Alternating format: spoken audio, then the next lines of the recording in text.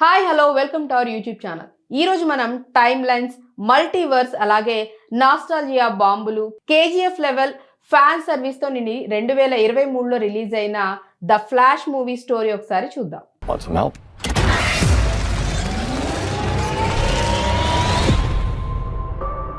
Cinema opening లోనే బారీ Allen breakfast చేస్తూ బ్యాట్మ్యాన్ కి హెల్ప్ చేస్తాడు. గోదాంలో ఒక హాస్పిటల్ కూలిపోతుంది.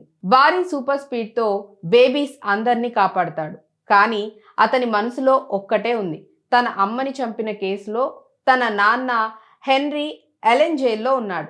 అది ఇన్నోసెంట్ అని ప్రూవ్ చేయాలి. బ్రూస్ వేన్ అంటాడు, పాస్ట్ మార్చలేం, అది ఫిక్స్డ్ పాయింట్ అని. కానీ బ్యారీ ఒకరోజు స్పీడ్ ఫోర్స్లోకి లోతుగా వెళ్ళి టైంలోకి వెనక్కి వెళ్ళగలనని గ్రహిస్తాడు. అతను 2013కి వెళ్ళి అమ్మ షాపింగ్ కార్ట్లో ఒక టమాటా క్యాన్ పెట్టేస్తాడు. కానీ రిటర్న్ అవుతుంటే ఒక మిస్టీరియస్ బ్లాక్ ఫ్లాష్ అతన్ని బయటకు తోసేస్తాడు. బ్యారీ 2013లోనే ట్రాప్ అయిపోతాడు. అదే రోజు మరో 18 ఏళ్ల బ్యారీతో కలిసిపోతాడు. ఇద్దరు బ్యారీలు కలిసి మళ్ళీ పవర్స్ ఇప్పించుకోవాలి. కానీ ఈ టైం లైన్ లో జనరల్ జోడ్ ఇప్పటికే భూమి మీదకి దండెత్తుతాడు. సూపర్ మ్యాన్ ఎక్కడా?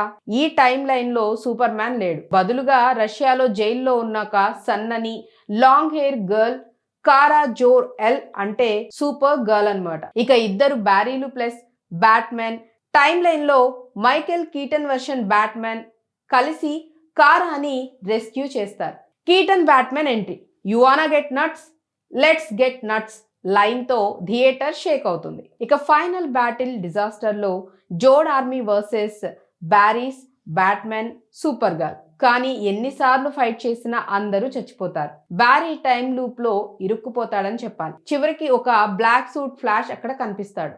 అది భవిష్యత్తులోని బ్యారీ. ఆ బ్యారీ చాలా ఏళ్ల టైం లూప్ లో ట్రాప్ అయి పూర్తిగా పిచ్చివాడైపోయాడు. డార్క్ ఫ్లాష్ ఒరిజినల్ బ్యారీని చంపేసి సూపర్ మ్యాన్ అవ్వాలని అనుకుంటాడు. కానీ చివరకు నిజమైన విలన్ బయటపడతాడు. జోడ్ కాదు, డార్క్ ఫ్లాష్ కాదు. జనరల్ జోడ్ కి బ్యాకప్ గా వచ్చిన నామ్ ఏక్ ని సూపర్ గర్ల్ చంపేస్తుంది. కానీ ఆమె కూడా డెడ్. బ్యాట్మెన్ కూడా డెడ్. చివరికి ఒరిజినల్ బ్యారీ తన డార్క్ వర్షన్ ని ఒక స్పీడ్ ఫోర్స్ బ్లేడ్ తో పొడిచి చంపేస్తాడు. అయినా టైం లైన్ మొత్తం కలిసిపోతుంది. బ్యారీ తిరిగి ఒరిజినల్ టైం లైన్ కి వచ్చేటప్పుడు కేస్ ఫుటేజ్ లో కేవలం ఒక చిన్న చేంజ్ చేస్తాడు. అంతే, కేస్ రివర్స్ అయిపోతుంది. హెన్రీ ఎలెన్ ఫ్రీ అవుతాడు. చివరి సీన్ లో బ్యారీ కోర్ట్ బయార్డ్ నుంచి బయటకు వస్తే బ్యాట్ మొబైల్ ఆగుతుంది. కానీ లోపల బెన్ ఎఫ్లెక్ కాదు, జార్జ్ క్లూనీ బ్యాట్మెన్ కనిపిస్తాడు.